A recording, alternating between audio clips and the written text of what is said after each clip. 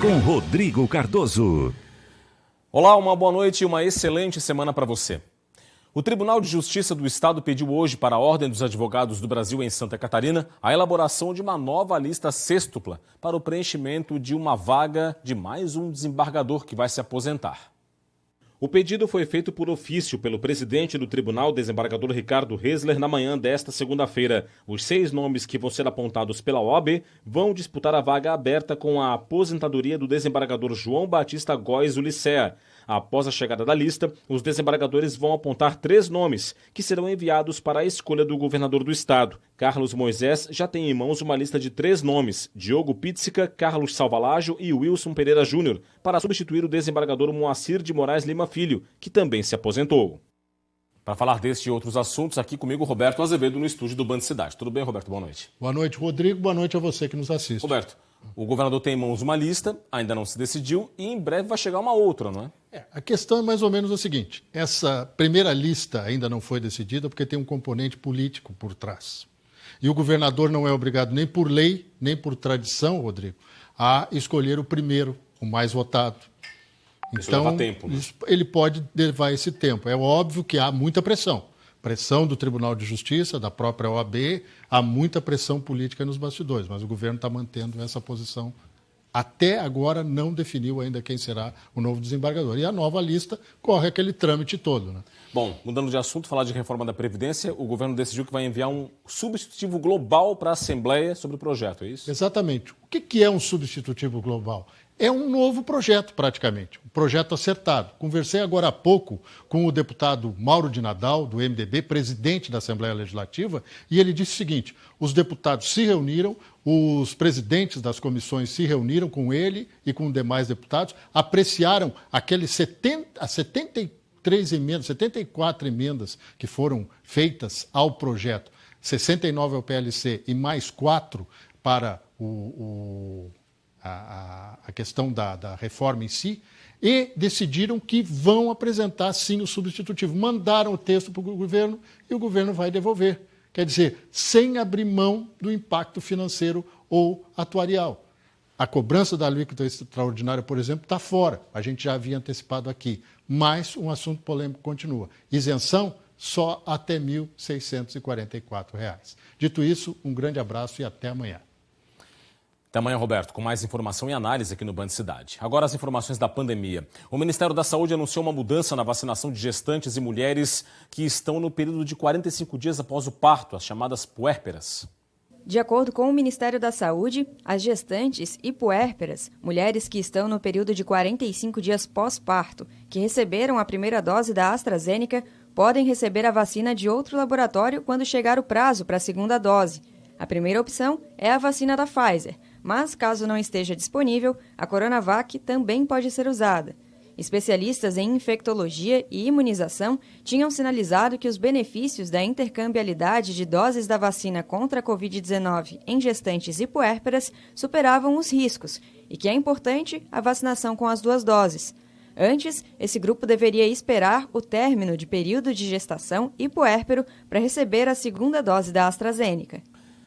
E pelo menos 8 capitais brasileiras suspenderam a aplicação da primeira dose da vacina contra a Covid-19. O motivo é a falta de imunizantes. Florianópolis é uma dessas cidades. Em Florianópolis, a aplicação da primeira dose contra a Covid-19 por idades foi suspensa na sexta-feira. A cidade ainda imuniza gestantes, puérperas e lactantes. Ainda não há previsão para a retomada do serviço, segundo a Prefeitura. Além de Florianópolis, estão com a imunização suspensa Rio de Janeiro, Vitória, Salvador, João Pessoa, Maceió, Belém e Campo Grande. O Ministério da Saúde confirmou o envio de 394.090 doses de vacinas contra a Covid-19 para o estado. A previsão é que cheguem até a próxima quarta-feira 207.850 doses da AstraZeneca, 113.700 da Coronavac e 72.540 da Pfizer. As doses da Pfizer e da Coronavac vão ser usadas para aplicação de primeira e segunda doses. As doses da AstraZeneca vão todas para a aplicação da dose 2. E 28 pessoas perderam a vida entre ontem e hoje aqui no estado, vítimas da Covid-19. Os dados aqui no telão do Band Cidade, vamos a eles. Com essas mortes, então, chegou a 17.822, o total de catarinenses que morreram vítimas da doença desde o começo da pandemia. 1.026 novos casos confirmados, total de 1.104.454. 1.073.523 pacientes se recuperaram.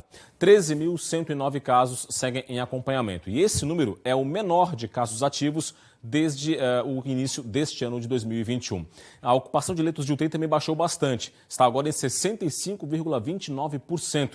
Tem 353 leitos de UTI adulto Covid vagos atualmente.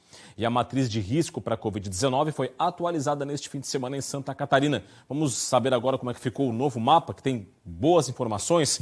O novo mapa, então, está aqui. Tem 3 regiões apenas em risco gravíssimo para a doença. Nordeste, Foz do Rio Itajaí e Médio Vale do Itajaí estão na cor vermelha. Uma outra boa notícia é que a região meio-oeste do estado está na cor amarela, risco alto. A primeira a ficar nessa condição em muito tempo aqui em Santa Catarina. E as demais regiões, como a gente pode ver no mapa, estão na cor laranja, risco grave para a doença. Isso inclui Xanxerê, Laguna, Alto Vale do Rio do Peixe e Carbonífera, que estavam em vermelho na semana passada e melhoraram a classificação. Esse mapa aqui, essa melhora dos índices, é consistente, segundo o governo, e também é condizente, claro, com o avanço da imunização. A ocupação de leitos de UTI segue sendo o pilar dessa matriz, com 3 regiões em risco moderado, cor azul, para o número de leitos ocupados. Números positivos, mas infelizmente a pandemia ainda não acabou. Os cuidados seguem extremamente necessários e importantes. Vamos ver a vacinação contra a Covid-19 agora? Vacinômetro no telão para a gente.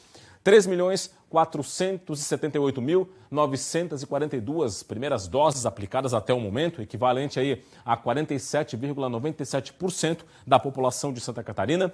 Com a segunda dose, 1.329.382 aplicadas, 18,33% da população.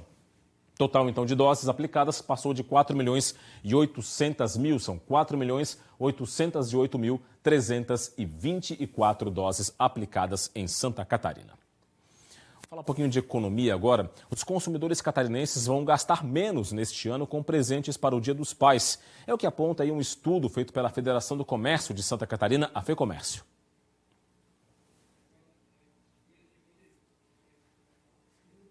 Daqui a pouquinho a gente confere então essa reportagem, mas antes de a gente colocar essa pesquisa, vai pesquisa? Vamos lá então, depois eu comento.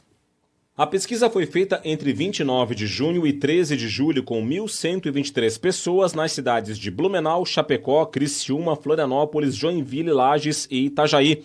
O levantamento apontou que o gasto médio dos consumidores catarinenses com presentes para a data deve ser de R$ 164,19, 4,47% maior do que em 2020, mas 3,6% a menos do que no ano passado, se descontada a inflação dos últimos 12 meses.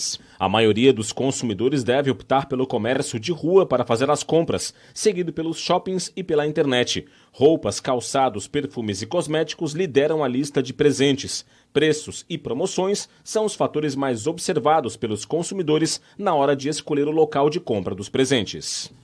Pois é, e outra pesquisa sobre a intenção de compras para o Dia dos Pais foi feita pela Federação das Câmaras dos Dirigentes Lojistas do Estado, a FCDL, e também apontou otimismo entre os empresários. Para a FCDL, as vendas devem crescer 4,5% em relação ao Dia dos Pais do ano passado. 74,1% dos lojistas entrevistados esperam um resultado melhor do que no ano de 2020.